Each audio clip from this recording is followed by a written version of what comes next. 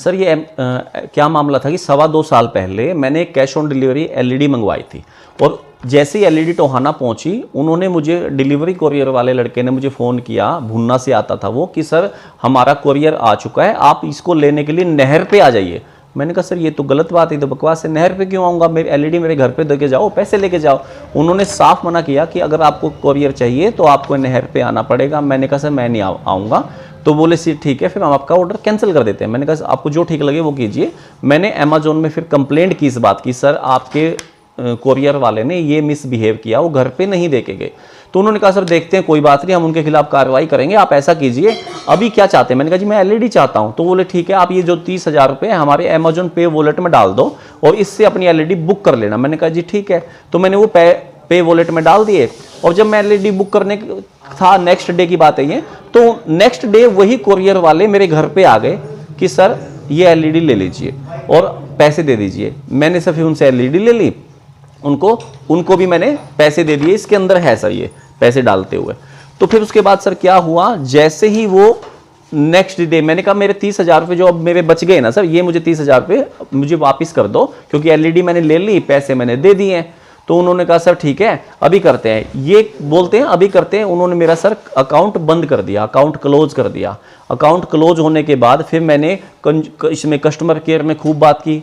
उन्होंने ये एक्सेप्ट किया कि आपके 30,000 रुपये अमेजोन पे वॉलेट में पड़े हैं, बट उन्होंने बिल्कुल भी मेरे अकाउंट से उसमें नहीं डाले, उल्टा मेरा अमेजोन का अकाउंट ही बंद कर दिया।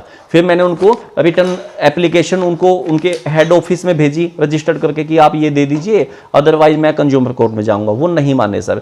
उसके बाद मैंने उनको मेल डाली, अपने तरीके से हर संभव कोशिश की, सोशल मीडिया के माध्यम से आवाज़ उठाई, बट उन्होंने कोई रिस्पॉन्स नहीं दिया। लास्ट में थक हार के मुझे अमेजोन के अगेंस्ट मुझे वहां जाना पड़ा कंज्यूमर कोर्ट में।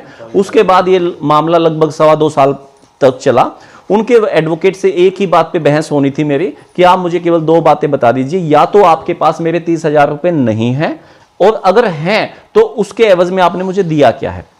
तो उन्होंने 30,000 रुपये, जो इसमें लिखा भी हुआ है कि मैंने अमेजोन को दिए हुए हैं, उन्होंने मुझे गुमराह करने की कोशिश की कि ये 30,000 रुपये तो किसी थर्ड पार्टी के पास गए हैं, किसी और के पास गए हैं। इस बात से जज साहब ने भी उनको धमकाया कि आप छोड़िए इन बातों को, इन्होंने साफ प्रूफ दिखा रखा है आपको कि 30,000 रुपये हैं, इनके पैसे दे दीजिए।